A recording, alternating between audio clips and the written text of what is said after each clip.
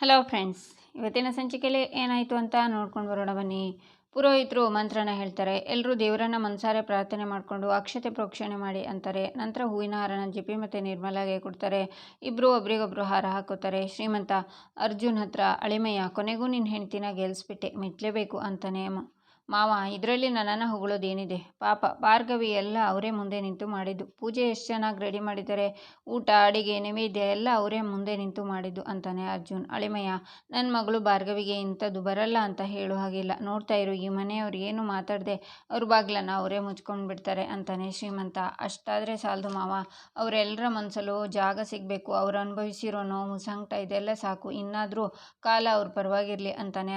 ಆಗ ಪುರೋಹಿತರು, ಅಮ್ಮ, ನೂರಾರು ವ್ರತಗಳಿವೆ, ಆದರೆ ಆ ವ್ರತಗಳೆಲ್ಲ ಶ್ರೇಷ್ಠವಾದ ವ್ರತ ಶ್ರೀ ಸತ್ಯನಾರಾಯಣ ಸ್ವಾಮಿ ವ್ರತ. ಇದನ್ನು ಎಲ್ಲಿ ಮಾಡ್ತಾರೋ ಆ ಮನೆಯಲ್ಲಿ ಸುಖ ಶಾಂತಿ ನೆಮ್ಮದಿ ಯಾವಾಗಲೂ ಕೂಡ ಅಷ್ಟ ಐಶ್ವರ್ಯ ಪ್ರಾಪ್ತವಾಗುತ್ತೆ ಅಂತ ಪುರಾಣ ಹೇಳುತ್ತೆ. ಪೂಜೆ ಬಹಳ ಚೆನ್ನಾಗಿ ನಡೀತಿದೆ ಅಮ್ಮ. ಅಂದಹಾಗೆ ಪೂಜೆಗೆ ಬೇಕಾದ ವ್ಯವಸ್ಥೆ ಅಲಂಕಾರ ಎಲ್ಲವನ್ನು ಬಹಳ ಅಚ್ಚುಕಟ್ಟಾಗಿ ಮಾಡಿದ್ದಾರೆ. ಅವರಿಗೆ ನಿಜವಾಗ್ಲೂ ಧನ್ಯವಾದ ತಿಳಿಸಲೇಬೇಕು ಅಂತಾರೆ ಪುರೋಹಿತರು. ನಮ್ಮನೆ ಸೊಸೆ ಭಾರ್ಗವಿ ಖುದ್ದಾಗಿ ಇದನ್ನೆಲ್ಲ ಮಾಡಿದಾಳೆ ಗುರುಗಳೇ. ಈಗ ತಾನೇ ಮನೆಯಲ್ಲಿ ಎಲ್ಲರ ಮನಸ್ಸು ಒಂದಾಗ್ತಿದೆ, ಎಲ್ಲರೂ ನಿಜಾನ ಒಪ್ಕೊಂಡು ಒಂದಾಗ್ತಿದ್ದಾರೆ. ಇನ್ಮುಂದೆ ಈ ಮನೆಯಲ್ಲಿ ಎಲ್ಲರೂ ನೆಮ್ಮದಿಯಾಗಿರಲಿ ಅಂತ ಆಶೀರ್ವಾದ ಮಾಡಿ ಪುರೋಹಿತರೆ ಅಂತಾರೆ ಶಕುಂತಲಾ. ಆಗ ದೇವ್ರ ಬಲಬದಿಯಿಂದ ಹೂ ಕೆಳಗೆ ಬೀಳುತ್ತೆ. ಸತ್ಯನಾರಾಯಣ ಸ್ವಾಮಿ ಎಲ್ರಿಗೂ ಒಳ್ಳೆಯದಾಗಲಿ ಅಂತ ಹೂವನ್ನು ನೀಡಿ ಆಶೀರ್ವಾದ ಮಾಡಿದ್ದಾನೆ. ಮನೆಗೆ ಹಳಬರು ಹೊಸ ರೂಪದಲ್ಲಿ ಬರೋ ಸೂಚನೆ ಕಾಣ್ತಿದೆ ಅಂತಾರೆ ಪುರೋಹಿತರು. ಏನು ಹೇಳ್ತಿದ್ದೀರಾ ಪುರೋಹಿತ್ರೆ ಅಂತಾರೆ ಜೆ.ಪಿ. ಮನೆಗೆ ಹೊಸಬರ ಆಗಮನ ಆಗ್ತಿದೆ ಸ್ವಾಮಿ ಅಂತಾರೆ ಪುರೋಹಿತರು. ಲಂಬುಮಾವ, ನಿಮ್ಗೆ ಇನ್ನೂ ಅರ್ಥ ಆಗ್ತಾ ಇಲ್ವಾ? ಈ ಮನೆಗೆ ಮೊಮ್ಮಗು ಬರುತ್ತೆ ಅಂತ ಹೇಳ್ತಿದ್ದಾರೆ. ಅಂದರೆ ನೀವು ತಾತ ಆಗ್ತಿದ್ದೀರಾ. ಅರ್ಜುನ್ ಫಾದರಿಂದ ಗ್ರ್ಯಾಂಡ್ ಫಾದರ್ ಆಗಿ ಪ್ರಮೋಷನ್ ಸಿಗ್ತಿದೆ ನಿಮಗೆ. ನೋಡು ಅಳಿಮಯ್ಯ, ಆದಷ್ಟು ಬೇಗ ಮುದ್ದಾದ ಮಗುನ ನಮ್ಮ ಕೈಗೆ ಕೊಟ್ಬಿಡು. ನಮ್ಮ ಭಾವ ಏಣಿ ಇಲ್ಲದೆ ಮರದಲ್ಲಿರೋ ಮಾವಿನಕಾಯಿನ ಕಿತ್ಕೊಡ್ತಾರೆ, ಹಾಗೆ ಹೆಗ್ಲ ಮೇಲೆ ಕೂರಿಸ್ಕೊಂಡು ಸೂರ್ಯನ ಜೊತೆ ಸೆಲ್ಫಿ ತಗೋತಾರೆ ಅಲ್ವಾ ಭಾವ ಅಂತಾನೆ ಶ್ರೀಮಂತ. ಸುಮ್ಮನೆ ಡ್ಯಾಡ್ ಹತ್ರ ಬೈಸ್ಕೋಬೇಡ ಅಂತಾನೆ ಅರ್ಜುನ್. ಈಚೆ ವಿಕ್ಕಿ ಕಾರು ಒಂದು ಕಡೆ ಬರುತ್ತೆ. ನಂತರ ವಿಕ್ಕಿ ಕಾರಿಂದ ಇಳಿತಾನೆ. ಮತ್ತೆ 3 ಜನ ಇಳಿತಾರೆ. ಕಾರ್ ಡಿಕ್ಕಿ ಓಪನ್ ಮಾಡಿ, ಏಯ್ ಏನೋ ಇನ್ನೂ ಎದ್ದಿಲ್ಲ ಅವಳು ಅಂತಾನೆ ಒಬ್ಬ. ಕ್ಲೋರೋಫಾರ್ಮ್ ಸ್ವಲ್ಪ ಜಾಸ್ತಿ ಆಗಿರಬೇಕು ಅಂತಾನೆ ಇನ್ನೊಬ್ಬ. ಹೋ ಹಾಗ, ಪ್ರಜ್ಞೆ ಇಲ್ಲ ಅಂದರೆ ನಮಗೆ ಒಳ್ಳೇದು ಬಿಡು ಅಂತ ಹುಡುಗಿನ ಎತ್ಕೊಂಡು ಒಂದು ರೂಮ್ ಕಡೆ ಹೋಗ್ತಾರೆ. ಈಚೆ ಪುರೋಹಿತರು, ಇನ್ನೇನು ಸ್ವಲ್ಪ ಹೊತ್ತಲ್ಲಿ ಎಲ್ಲ ಪೂಜಾ ಕಾರ್ಯಕ್ರಮಗಳು ಮುಗಿಯುತ್ತೆ, ನೈವೇದ್ಯಕ್ಕೆ ಸಿದ್ಧತೆ ಮಾಡ್ಕೊಳ್ಳಿ ಅಂತಾರೆ. ಸರಿ ಪುರೋಹಿತರೆ, ಎಲ್ಲ ರೆಡಿನೇ ಇದೆ ಅಂತಾರೆ ನಿರ್ಮಲಾ. ಆಗ ಸಾಕ್ಷಿ, ಭಾರ್ಗವಿ ಅಂತ ಕರೀತಾರೆ. ಆಗ ಬೃಂದ ಬರ್ತಾಳೆ. ಭಾರ್ಗವಿನ ಕರೆದ್ರೆ ನೀನೇನಕ್ಕೆ ಬರ್ತಿದ್ಯಾ? ಭಾರ್ಗವಿನ ಪ್ರಸಾದ ತರೋಕೆ ಹೇಳು ಅಂತಾಳೆ ಸಾಕ್ಷಿ. ಅತ್ತೆ, ಅಲ್ಲೇ ಪ್ರಸಾದ ಕಾಣಿಸ್ತಿಲ್ಲ ಅಂತಾಳೆ ಬೃಂದ. ಎಲ್ಲರೂ ಶಾಕ್ನಿಂದ ನೋಡ್ತಾರೆ. ಪ್ರಸಾದ ಕಾಣಿಸ್ತಿಲ್ಲ ಅಂದರೆ ಏನರ್ಥ? ಮಾಡಿರೋ ಪ್ರಸಾದ ಎಲ್ಲಿಗೆ ಹೋಗೋಕ್ಕೆ ಸಾಧ್ಯ ಅಂತಾರೆ ನಿರ್ಮಲಾ. ಅತ್ತೆ, ಪ್ರಸಾದದ ಜೊತೆ ಭಾರ್ಗವಿನೂ ಕಾಣಿಸ್ತಿಲ್ಲ ಅಂತಾಳೆ ಬೃಂದ. ತಮಾಷೆಗೂ ಒಂದು ಹೊತ್ತು ಗೊತ್ತು ಅಂತ ಇರುತ್ತೆ ಬೃಂದ. ಭಾರ್ಗವಿ ಎಲ್ಲಿ ಹೋಗ್ತಾಳೆ? ಇಲ್ಲೇ ಎಲ್ಲೋ ಕೆಲಸ ಮಾಡ್ತಿರ್ತಾಳೆ ಅಂತಾರೆ ಶಕುಂತಲಾ. ಹಾಗಿದ್ರೆ ನೀವೇ ಕರೆದು ನೋಡಿ, ಪ್ರಸಾದ ತಗೊಂಡು ಬರಬಹುದೇನೋ ಅವಳು ಅಂತಾಳೆ ಬೃಂದ. ಅರ್ಜುನ್, ಪೂಜೆಯಲ್ಲಿ ಯಾವುದೇ ಲೋಪ ಆಗಬಾರ್ದು ಅಂತ ಮೊದಲೇ ಹೇಳಿದ್ದೀನಿ. ಎಲ್ಲಿ ನಿನ್ನ ಹೆಂಡ್ತಿ? ಪೂಜೆ ಮುಗಿಯೋ ಅಷ್ಟರಲ್ಲೇ ಭಾರ್ಗವಿ ಪ್ರಸಾದ ಎರಡೂ ಇಲ್ಲಿ ಇರಬೇಕು ಅಂತಾರೆ ಜೆ.ಪಿ. ಅವರು ಎಲ್ಲಿದ್ದಾರೆ ಅಂತ ನಾನು ನೋಡ್ತೀನಿ ಡ್ಯಾಡ್ ಅಂತ ಅರ್ಜುನ್ ಶ್ರೀಮಂತನು ಹೋಗ್ತಾನೆ. ಹವಾಮಾನದಲ್ಲಿ ಹೆದರಿ ಓಡಿ ಹೋಗಿರೋಳನ್ನ ಅದು ಎಲ್ಲಿ ಅಂತ ಹುಡುಕುತ್ತೀಯೋ ಅರ್ಜುನ್? ಭಾರ್ಗವಿಯಿಂದ ನಿಮ್ಮೆಲ್ಲರ ಮರ್ಯಾದೆ ಹೋಗುತ್ತೆ, ಅದನ್ನು ನೋಡಿ ನಾನು ಎಂಜಾಯ್ ಮಾಡ್ತೀನಿ ಅಂತ ಬೃಂದ ಯೋಚನೆ ಮಾಡ್ತಾಳೆ.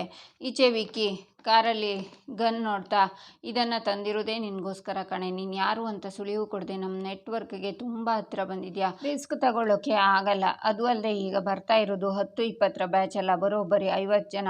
ಅಕಸ್ಮಾತ್ ನೀನೇನಾದರೂ ಇವತ್ತು ಬಂದರೆ ನಿನ್ನನ್ನು ಮಾತ್ರ ಜೀವಂತವಾಗಿ ಉಳಿಸಲ್ಲ ಅಂತಾನೆ. ಈಚೆ ರಿತು ವಿಕ್ಕಿಗೆ ಕಾಲ್ ಮಾಡ್ತಾಳೆ. ಕಾಲ್ ಕಟ್ ಮಾಡ್ತಾನೆ ವಿಕ್ಕಿ. ಮತ್ತೆ ರಿತು ಕಾಲ್ ಮಾಡ್ತಾಳೆ. ಆಗ ವಿಕ್ಕಿ ಕಾಲ್ ರಿಸೀವ್ ಮಾಡಿ, ರಿತು, ಕಾಲ್ ಕಟ್ ಮಾಡಿದೆ ಅಂದರೆ ಬ್ಯುಸಿ ಇದ್ದೀನಿ ಅಂತ ಅರ್ಥ, ಅಷ್ಟು ಗೊತ್ತಾಗಲ್ವ ನಿನಗೆ ಅಂತಾನೆ. ಗೊತ್ತು ವಿಕ್ಕಿ, ಆ ಹುಡುಗಿಯಲ್ಲಿ ಅಂತಾಳೆ ರಿತು. ಯಾರು? ಯಾವ ಹುಡುಗಿ ಬಗ್ಗೆ ಮಾತಾಡ್ತಿದ್ಯಾ ಅಂತಾನೆ ವಿಕ್ಕಿ. ಅದೇ ನೀನು ಹಾಸ್ಪಿಟ್ಲಿಗೆ ಕರ್ಕೊಂಡು ಹೋದಿಯಲ್ಲ, ನೀನು ಅವಳಿಗೆ ಟ್ರೀಟ್ಮೆಂಟ್ ಕೊಡಿಸ್ತಿದ್ಯಾ, ಸಹಾಯ ಮಾಡ್ತಿದ್ಯಾ ಅಂತ ಮಾವ ಹೇಳ್ತಾ ಇದ್ರು. ಪಾಪ ಆ ಹುಡುಗಿ ಕಾರಲ್ಲಿ ಪ್ರಜ್ಞೆ ಇಲ್ಲದೆ ಮಲಗಿದ್ಲು ಅಂತಾಳೆ ರಿತು. ಓಹ್, ಆ ಹುಡುಗಿನ? ಅವಳನ್ನು ಡಾಕ್ಟರ್ ಚೆಕಪ್ ಮಾಡ್ತಿದ್ದಾರೆ, ಹೇಳ್ತೀನಿ ಅಂತಾನೆ ವಿಕ್ಕಿ. ಯಾವ ಹಾಸ್ಪಿಟಲ್ ವಿಕ್ಕಿ? ನಾನು ಹೆಲ್ಪ್ಗೆ ಏನಾದರೂ ಬರಲಾ ಅಂತಾಳೆ ರಿತು. ಬೇಡ ಬೇಡ, ನಾನು ಮೊದಲೇ ಟೆನ್ಷನಲ್ಲಿದ್ದೀನಿ, ನೀನು ಮತ್ತೆ ಕಾಲ್ ಮಾಡ್ತಾ ಇರಬೇಡ. ನಾನು ಮನೆಗೆ ಬಂದು ಎಲ್ಲನೂ ನಿನಗೆ ಹೇಳ್ತೀನಿ, ನಾನು ಎಲ್ಲನೂ ನೋಡ್ಕೋತೀನಿ. ಈ ವಿಷಯನ ಯಾರ ಹತ್ರನೂ ಹೇಳಬೇಡ ರಿತು ಅಂತಾನೆ ವಿಕ್ಕಿ. ಸರಿ ವಿಕ್ಕಿ, ನೀನು ಆ ಹುಡುಗಿನ ಕಾಪಾಡ್ತಿದ್ಯಲ್ಲ, ಖುಷಿ ಆಯಿತು, ಟೇಕ್ ಕೇರ್ ಅಂತ ಕಾಲ್ ಕಟ್ ಮಾಡ್ತಾಳೆ ರಿತು. ಈಚೆ ವಿಕ್ಕಿ ಹೊತ್ತಿಲ್ಲ ಗೊತ್ತಿಲ್ಲ ಪದೇ ಕಾಲ್ ಮಾಡಿ ಇರಿಟೇಟ್ ಮಾಡ್ತಾಳೆ. ಎಲ್ಲ ವಿಚಾರದಲ್ಲೂ ಮೂಗು ತೂರಿಸ್ತಾಳೆ.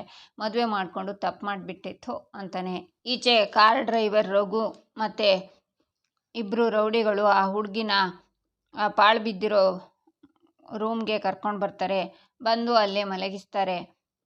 ಪೊಲೀಸ್ನವರು ಕೈಗೆ ನಾವು ಸಿಕ್ಕಾಕೊಂಡಿದ್ವಿ, ಅದಕ್ಕೆ ಬರೋದು ಲೇಟ್ ಆಯಿತು ನೋಡು. ಇಷ್ಟು ವರ್ಷ ಯಾರಿಗೂ ಗೊತ್ತಾಗದೇ ಇರೋ ತರಹ ಕೆಲಸ ಮಾಡ್ತಿದ್ವಿ, ಅದು ಈಗಲೂ ಮುಂದುವರಿಬೇಕು ಅಂತಾನೆ ರೌಡಿ. ಆಗ ರಘು, ಅಷ್ಟೇ ಅಲ್ಲ, ಆ ಕಾಳಿಯಿಂದ ಎಲ್ಲ ಪೊಲೀಸ್ನವರು ಅಲರ್ಟ್ ಆಗಿದ್ದಾರೆ ಅಂತಾನೆ. ಆ ಕಾಳಿಗೆ ಭಯಪಡೋ ಹಾಗಿಲ್ಲ, ಇದು ನಮ್ಮ ಜಾಗ, ಯಾವ ಕಾಳಿಗಿಳಿ ಯಾರೂ ಇಲ್ಲ, ಬರಲ್ಲ ಅಂತಾನೆ ರೌಡಿ. ಆಗ 3 ಜನ ಭಯದಿಂದ ಆಚೆ ಈಚೆ ನೋಡ್ತಾರೆ. ಯಾರೋ ಹೋದ ಹಾಗಾಗುತ್ತೆ. ಈಚೆ ವಿಕ್ಕಿ ಕಾರ್ ಹತ್ರ ನಿಂತಿರುವಾಗ ಒಳಗಡೆ ಏನೋ ಶಬ್ದ ಕೇಳುತ್ತೆ ಅಂತ ರೌಡಿಗಳ ಹತ್ರ ಓಡಿ ಬರ್ತಾನೆ. ಈಚೆ ಅರ್ಜುನ್ ಭಾರ್ಗವಿ ಅಂತ ಅಲ್ಲೆಲ್ಲ ರೂಮ್ ಹತ್ರ ಬಂದು ಕರೀತಾನೆ. ಆಗ ಶ್ರೀಮಂತ ಬಂದು, ಅಳಿಮಯ್ಯ, ಭಾರ್ಗವಿ ಸಿಕ್ಕಿದ್ಲ ಅಂತಾನೆ. ನೇರವಾಗಿ ಸಿಗೋದು ಹಾಗಿರಲಿ, ಫೋನಲ್ಲೂ ಸಿಗ್ತಿಲ್ಲ, ಮನೇಲಿ ಪೂಜೆ ನಡೀತಿದೆ, ಈ ಟೈಮಲ್ಲಿ ಎಲ್ಲಿಗೆ ಹೋಗೋಕ್ಕೆ ಸಾಧ್ಯ ಅಂತಾನೆ ಅರ್ಜುನ್. ನನಗೂ ಅದೇ ಅರ್ಥ ಆಗ್ತಿಲ್ಲ. ಈ ಕಡೆ ಪ್ರಸಾದನೂ ಕಾಣ್ತಿಲ್ಲ, ಭಾರ್ಗವಿನೂ ಕಾಣ್ತಿಲ್ಲ. ಪ್ರಸಾದ ಟೇಸ್ಟ್ ಇದೆ ಅಂತ ತಿನ್ನೋಕೆ ಹೋದ್ಲ ಹೇಗೆ ಅಂತಾನೆ ಶ್ರೀಮಂತ. ಮಾವ, ಟೈಮ್ ಓಡ್ತಿದೆ, ಇವಾಗ ಏನು ಮಾಡೋದು ಅಂತಾನೆ ಅರ್ಜುನ್. ಏನೋಪ್ಪ ದಿಢೀರ್ ಅಂತ ಕಣ್ಣ ಮುಚ್ಚಲ್ಲೇ ಆಟ ಆಡ್ತಾಳೆ, ನಾನು ಹೇಳಲಿಲ್ವಾ, ಆಶ್ರಮದಲ್ಲೂ ಹೀಗೆ ಇರ್ತಾಳೆ, ಸ್ವಲ್ಪ ಹೊತ್ತಲ್ಲಿ ಮಂಗಮಯ ಆಗಿಬಿಡ್ತಾಳೆ, ಆಮೇಲೆ ನೋಡೋಷ್ಟರಲ್ಲಿ ಆಶ್ರಮದಲ್ಲಿರ್ತಾಳೆ ಅಂತಾನೆ ಶ್ರೀಮಂತ. ಭಾರ್ಗವಿಯವರು ಏನು ಮಾಡ್ತಿದ್ದಾರೆ ಅಂತ ಗೊತ್ತಾಗ್ತಿಲ್ಲ. ಸರಿ, ನೀನು ಆ ಕಡೆ ಹುಡುಕು, ನಾನು ಈ ಕಡೆ ಹುಡುಕ್ತೀನಿ ಅಂತ ಅರ್ಜುನ್ ಹೋಗ್ತಾನೆ. ಈಚೆ ಬೃಂದ, ಆ ಭಾರ್ಗವಿನ ನಂಬೇಡಿ ಅಂತ ನಾನು ನಿಮಗೆ ಮೊದಲೇ ಹೇಳಿದೆ ಮಾವ, ಆದರೆ ನೀವೆಲ್ಲಿ ನನ್ನ ಮಾತನ್ನು ಕೇಳಿದ್ರಿ. ಅವಳು ಮಾಡಿರೋ ಅಲಂಕಾರನೆಲ್ಲ ನೋಡಿ ಸೊಸೆ ಅಂತ ಒಪ್ಕೊಂಡ್ರಿ, ಆದರೆ ಈಗ ಅವಳು ಕೈ ಕೊಟ್ಟು ಪೂಜೆಗೆ ಭಂಗ ಮಾಡ್ತಿದ್ದಾಳೆ ಅಂತಾಳೆ. ಮಾತು ಅತಿಯಾಯಿತು ಬೃಂದ, ಯಾರ ಮುಂದೆ ಏನು ಮಾತಾಡಬೇಕು ಅಂತ ನಿನಗೆ ಗೊತ್ತಾಗಲ್ವಾ. ಅವಳು ಇಲ್ಲೇ ಎಲ್ಲೋ ಕೆಲಸ ಮಾಡ್ಕೊಂಡಿರ್ತಾಳೆ, ಅಷ್ಟಕ್ಕೆ ನೀನು ಏನೇನೋ ಕತೆ ಕಟ್ಟಬೇಡ ಅಂತಾರೆ ಶಕುಂತಲ. ಇದರಲ್ಲಿ ಮುಚ್ಚಿಡೋದು ಏನಿದೆ ಅಜ್ಜಿ, ಸಮಯಕ್ಕೆ ಸರಿಯಾಗಿ ಪ್ರಸಾದ ಬರಲಿಲ್ಲ ಅಂತಂದರೆ ಎಲ್ರಿಗೂ ಗೊತ್ತಾಗುತ್ತೆ ಅಂತಾಳೆ ಬೃಂದ. ಇವಾಗ ಏನು ಹೇಳೋಕೆ ಹೊರಟಿದ್ಯಾ ಅಂತಾಳೆ ಸಾಕ್ಷಿ. ಸಿಂಪಲ್ ಚಿಕ್ಕತೆ, ಪೂಜೆಗೆ ಬೇಕಾಗಿದ್ದ ಮುಖ್ಯವಾಗಿ ನೈವೇದ್ಯದ ಪ್ರಸಾದ, ಆದರೆ ಅದನ್ನೇ ತಗೊಂಡು ಅವಳು ಓಡ್ ಹೋಗಿದ್ದಾಳೆ ಅಂತಂದರೆ ಈ ಪೂಜೆ ನಡೆಯೋದು ಅವಳಿಗೆ ಇಷ್ಟ ಇಲ್ಲ ಅಂತ ಅರ್ಥ ಅಂತಾಳೆ ಬೃಂದ. ನಂಬಿ ಜವಾಬ್ದಾರಿ ವಹಿಸಿದರೆ ಹೀಗೆ ಮರ್ಯಾದೆ ಕಳೀತಿದ್ದಾಳಲ್ಲ ಅಂತಾರೆ ನಿರ್ಮಲಾ. ಈಚೆ ಅರ್ಜುನ್, ಎಲ್ಲಿದ್ದೀರಾ ಭಾರ್ಗವಿ, ಅಟ್ಲೀಸ್ಟ್ ನನಗಾದರೂ ಹೇಳಿ ಹೋಗೋದಲ್ವಾ, ಮನೆಯವರೆಲ್ಲ ಗಾಬರಿನಲ್ಲಿದ್ದಾರೆ, ಅವ್ರಿಗೇನು ಅಂತ ಉತ್ತರ ಕೊಡಲಿ ಅಂತಾನೆ. ಮತ್ತೆ ಫೋನ್ ಮಾಡ್ತಾನೆ. ಈಚೆ ಭಾರ್ಗವಿ ರೌಡಿಗಳನ್ನು ಹೊಡೆದು ಬೀಳಿಸಿರ್ತಾಳೆ, ಕೆಂಪು ಬಟ್ಟೆ ಅಲ್ಲೇ ಇರುತ್ತೆ. ಆಗ ವಿಕ್ಕಿ ಬಂದು ಅವರು ಎಲ್ಲ ಬಿದ್ದಿರೋದನ್ನು ನೋಡಿ ಕಾಳಿ ಅಂತ ಬಟ್ಟೆನ ತಗೊಂಡು ಕೂಗ್ತಾನೆ. ಆಗ ಹುಡುಗಿ ಎಚ್ಚರಾಗಿ ಕೂತ್ಕೋತಾಳೆ. ಪೊಲೀಸ್ ಸೈರನ್ ಕೇಳುತ್ತೆ. ಕೂಡಲೇ ಆ ಹುಡುಗಿ ಕೈನ ಬಿಡಿಸ್ತಾನೆ. ಆಗ ಅಲ್ಲಿಗೆ ಪೊಲೀಸ್ನವ್ರು ಬರ್ತಾರೆ. ಸರಿಯಾದ ಟೈಮ್ಗೆ ಬಂದ್ರಿ ಸರಿ, ಹುಡುಗಿ ಕಿಡ್ನಾಪ್ ಆಗಿಬಿಟ್ಟಿದ್ಲು, ಈ ನನ್ನ ಮಕ್ಕಳೇ ಕಿಡ್ನಾಪ್ ಮಾಡಿದ್ದು ಅಂತಾನೆ ವಿಕ್ಕಿ. ಗೊತ್ತು ಸರ್, ಈ ಮಗುನ ಯಾರು ಕಾಪಾಡಿರೋದು ಅಂತಲೂ ಗೊತ್ತು ಅಂತಾರೆ ಪೊಲೀಸ್. ಸರ್, ನಾನೇ ಇವರನ್ನು ಫಾಲೋ ಮಾಡ್ಕೊಂಡಂತ ವಿಕ್ಕಿ ಹೇಳುವಾಗ, ಸರ್ ನಿಮಗೂ ಇನ್ಫಾರ್ಮ್ ಮಾಡಿದ್ಲ ಕಾಳಿನ, ನಮಗೂ ಇನ್ಫಾರ್ಮ್ ಮಾಡಿದ್ಲು ಆ ಕಾಳಿನೇ. ಆ ಕಾಳಿ ಇವ್ರು ಇರೋ ಜಾಗ ಕಂಡುಹಿಡಿದ್ಲು, ಇವರಿಗೆಲ್ಲ ಚೆನ್ನಾಗಿ ಬೆಂಡೆತ್ತಿ ಮಗುನ ಕಾಪಾಡಿದ್ದಾಳೆ ಸರ್, ನಿಮಗೂ ವಿಷಯ ತಿಳಿಸಿದ್ದಾಳೆ. ಅಲ್ಲಿ ನೋಡಿ, ಸಾಕ್ಷಿಗೆ ಸ್ಕಾಪ್ ಬಿಟ್ಟು ಹೋಗಿದ್ದಾಳೆ, she is really great sir ಅಂತಾರೆ ಪೊಲೀಸ್. ಕಾಳಿ ಫೋನ್ ಮಾಡಿದ್ಲಲ್ಲ, ಅವಳು ಯಾರು ಅಂತ ಗೊತ್ತಾಯ್ತಾ ಅಂತಾನೆ ವಿಕ್ಕಿ. ಇಲ್ಲ ಸರ್, ನಮ್ಮರನ್ನು ಟ್ರೇಸ್ ಮಾಡೋಕ್ಕೆ ಆಗಲಿಲ್ಲ ಸರ್ ಅಂತಾರೆ ಪೊಲೀಸ್. ಅದೊಂದು ಕೆಲಸ ಆಗಲಿಲ್ವೇನ್ರಿ ನಿಮ್ಮ ಹತ್ರ, ಅಂದರೆ ಇಷ್ಟು ಒಳ್ಳೆ ಕೆಲಸ ಮಾಡಿದ್ದಾಳೆ, ಅದು ಯಾರು ಅಂತ ಗೊತ್ತಾಗಿದ್ದರೆ ಕರೆಸಿ ಸನ್ಮಾನ ಮಾಡ್ಬೋದಿತ್ತಲ್ವಾ, ಅದಕ್ಕೆ ಕೇಳಿದೆ ಅಂತಾನೆ Vicky. Yes sir, your right, ನಾವು ಮಾಡಬೇಕಾಗಿರೋ ಕೆಲಸನ ಅವಳೇ ಮುಂದೆ ನಿಂತ್ಕೊಂಡು ಮಾಡ್ತಿದ್ದಾಳೆ, ತಪ್ಪಾಗೋಕ್ಕೂ ಮೊದಲೇ ತಪ್ಪನ್ನು ತಿದ್ದಿದ್ದಾಳೆ, ಆದರೂ ಒಂದು ಸುಳಿವು ಸಿಗ್ತಿಲ್ಲ ಸರ್ ನಮಗೆ ಅಂತಾರೆ ಪೊಲೀಸ್. ಆಗ ಆ ಹುಡುಗಿ ಅಲ್ಲಿ ಬಿದ್ದಿರೋ ಕೆಂಪು ಬಟ್ಟೆನ ತಗೊಂಡು, ನಮ್ಮನ್ನು ಕಾಪಾಡೋಕ್ಕೆ ಕಾಳಿ ಬಂದೇ ಬರ್ತಾಳೆ, ಅವಳು ನಿಜವಾಗ್ಲೂ ಗುಡಿಯಲ್ಲಿ ಪೂಜೆ ಮಾಡೋ ದೇವರು ಅಂತಾಳೆ. ಸೋಮಶೇಖರ್, ಈ ದಾಂಡಿಗೆ ನನ್ನ ಮಕ್ಕಳನ್ನೆಲ್ಲ ಹೇಳ್ಕೊಂಡು ಬನ್ನಿ ಅಂತ ಹುಡುಗಿನ ಕರ್ಕೊಂಡು ಹೋಗ್ತಾರೆ ಪೊಲೀಸ್.